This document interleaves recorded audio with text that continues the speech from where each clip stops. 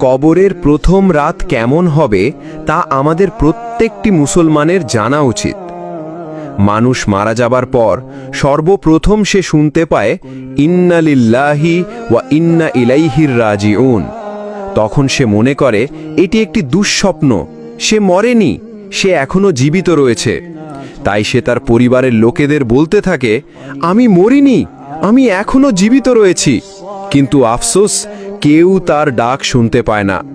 তারপর যখন তাকে কবর দেওয়া হয় এবং সবাই তাকে একা ফেলে চলে আসে, তখন মহান আল্লাহ তাআলা তার দেহে পুনরায় আত্মা ফিরিয়ে দেন। তখন সে ভাবে তার খারাপ স্বপ্ন শেষ হয়ে গেছে, এখন সে ঘুম থেকে জেগে উঠেছে। তাই সে আল্লাহর কাছে কৃতজ্ঞতা আদায় করে। তারপর সে তার শরীর স্পর্শ করতে থাকে এবং বলতে থাকে, আমি তো আমার বিছানায় শুয়েছিলাম, এটা কোন জায়গা? আমি এখন কোথায়? এখানে এত অন্ধকার কেন? এখানে এত ময়লা মাটির গন্ধ কেন? আর আমার জামা কাপড় কোথায়?